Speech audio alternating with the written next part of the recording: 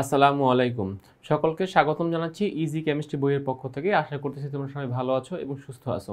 এ পর্বে আমরা তোমাদের বইয়ের 11 অধ্যায় থেকে জ্ঞানমূলক প্রশ্নগুলো সমাধান করব। তো চলো দেখি জ্ঞানমূলক প্রশ্ন হিসেবে আমাদের জন্য কি থাকছে। আচ্ছা, তো ফার্স্ট প্রশ্ন দেখো, অ্যালকিন কাকে বলে? যে জৈব যৌগে কার্বন কার্বন সিগলে অন্তত একটি কার্বন কার্বন দ্বিবন্ধন থাকবে, অন্তত একটা কার্বন কার্বন দ্বিবন্ধন থাকবে, তাদেরকে বলবো আমরা অ্যালকিন। আচ্ছা, অসম্পৃক্ত হাইড্রোকার্বন কি? অসম্পৃক্ত হাইড্রোকার্বন বলতে বোঝানো হয় যেসব হাইড্রোকার্বনে কার্বন সিগালে অন্তত একটা দ্বিবন্ধন বা অন্তত একটা ত্রিবন্ধন, মানে একটা দ্বিবন্ধন হলেও সেটা অসম্পৃক্ত যৌগ হবে, একটা ট্রিপল বন্ধন হলেও সেটা অসম্পৃক্ত যৌগ হবে, এদেরকে অসম্পৃক্ত হাইড্রোকার্বন বলে। দেখো নেক্সট প্রশ্ন, প্রভাবকীয় হাইড্রোজেনেশন কাকে বলে? ধাতব প্রভাবকের উপস্থিতিতে অসম্পৃক্ত জৈব যৌগের সাথে হাইড্রোজেন যুক্ত হওয়ার বিক্রিয়াকে প্রভাবকীয় হাইড্রোজেনেশন বলে। আচ্ছা, এইখানে মূলত আমরা যে অ্যালকিন এবং অ্যালকাইনের সাথে নিকেল প্রভাবকের উপস্থিতিতে যে হাইড্রোজেনকে যুক্ত করতে পারি, মূলত ওই বিক্রিয়াকে বোঝানো হয়েছে। যে নিকেল প্রভাবকের উপস্থিতিতে অ্যালকিন এবং অ্যালকাইনের সাথে যে আমরা হাইড্রোজেন যুক্ত করতে পারি, সেই বিক্রিয়াকে মূলত প্রভাবকীয় হাইড্রোজেনেশন বলে। আচ্ছা, অ্যালকোহল কাকে বলে? যে জৈব যৌগে তথা এলিফ্যাটিক হাইড্রোকার্বনে কার্যকরী মূলক রূপে হাইড্রোক্সিল মূলক বা ওএইচ মূলক বিদ্যমান থাকে, তাদেরকে অ্যালকোহল বলে। রেকটিফাইড স্পিরিট কাকে বলে? ইথানলের 96% জলীয় দ্রবণকে রেকটিফাইড স্পিরিট বলে। ইথানলের 96% জলীয় দ্রবণকে রেকটিফাইড স্পিরিট বলে। মেথিলেটেড স্পিরিট কি?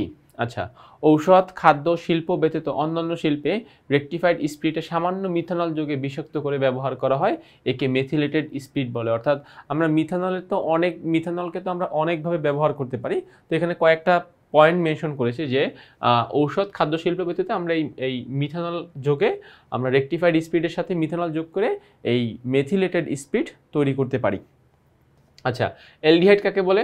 যে জৈব যৌগে কার্যকরী মূলক রূপে aldehyde group, that means CHO group থাকে, তাদেরকে অ্যালডিহাইড বলে। আচ্ছা, জৈব অ্যাসিড বা ফ্যাটি অ্যাসিড কি? যে জৈব যৌগে কার্যকরী মূলক রূপে কার্বক্সিল মূলক, দ্যাট মিনস কার্বক্সিল মূলক বলতে কি COOH মূলকের কথা বোঝানো হচ্ছে, যে কার্বক্সিল মূলক থাকে বা কার্বক্সিল মূলক বিদ্যমান থাকে, তাদেরকে জৈব অ্যাসিড বা ফ্যাটি অ্যাসিড বলে। ফেনলের সংকেত লিখো। ফেনলের সংকেত দুইভাবে হতে পারে। যদি আমরা যৌগ দিয়ে লিখি তাহলে হচ্ছে C6H5OH, আর যদি আমরা গাঠনিক সংকেতের মাধ্যমে লিখি তখন আমাদেরকে এরকম একটা স্ট্রাকচার এবং এই লাস্ট যে কোনো একটা কার্বনে OH মূলক থাকতে হবে। অর্থাৎ ফেনল হচ্ছে বেনজিন বলয়ের, মানে ফেনলের সুন্দর যে সংখ্যাটা, বেনজিন বলয়ের একটি হাইড্রোজেন যদি একটি হাইড্রোক্সিল মূলক দ্বারা প্রতিস্থাপিত হয়, তখন সেখানে কি তৈরি হয়? তখন সেখানে ফেনল তৈরি হয়। সো এটা হচ্ছে ফেনলের সংকেত।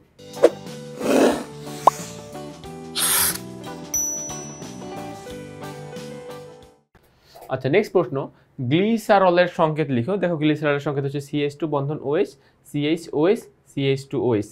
আচ্ছা, ফ্যাটি অ্যাসিডের সাধারণ সংকেত কি? ফ্যাটি অ্যাসিডের সাধারণ সংকেত হচ্ছে CnH2n+1। এখানে অনেক সময় বন্ধন দেই, অনেক সময় বন্ধন না দিলেও হয়, CnH2n+1 COOH। আচ্ছা, অ্যাডিপিক অ্যাসিডের সংকেত কি? অ্যাডিপিক অ্যাসিডের সংকেতটা দেখো অনেকবার এসেছে, যে COOH বা HOOC বন্ধন CH2 4 বন্ধন COOH, এটা অ্যাডিপিক অ্যাসিডের সংকেত। ফরমালিন কি?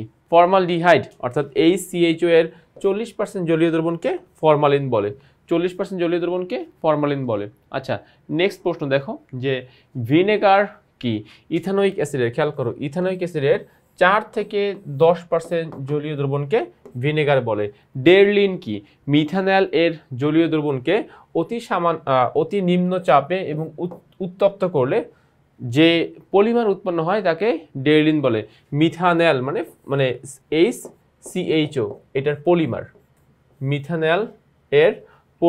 মিথানল এর জলীয় দ্রবণকে অতি নিম্ন চাপে উত্তপ্ত করলে যে পলিমার উৎপন্ন হয় তাকে ডেরলিন বলা হয়। আচ্ছা, এবারে দেখো ডেরলিনের মনোমার কি? ডেরলিনের মনোমার হলো মিথানল। ডেরলিনের মনোমার হলো মিথানল। আচ্ছা, গ্যাস হোল কি?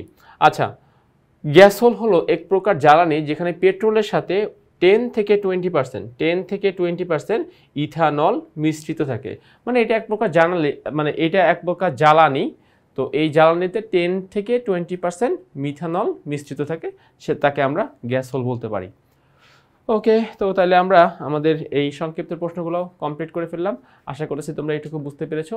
এখানে আসলে প্রত্যেকটা সংখ্যাগুলো খুব গুরুত্বপূর্ণ। 10 থেকে 20%, 40%, 60%, 96%, এই যে পার্সেন্টেজগুলো আছে, আমরা এক্সামে নামের পাশাপাশি কিন্তু আমাদেরকে এই পার্সেন্টেজগুলো অবশ্যই মেনশন করে দিতে হবে। তা না হলে কিন্তু আমাদের জ্ঞানমূলক প্রশ্নটাই সঠিক হবে না এবং আমরা সেখানে 1 মার্কস পাবো না। তো তাহলে আজকের এই পর্বটি এখানে শেষ করতেছি।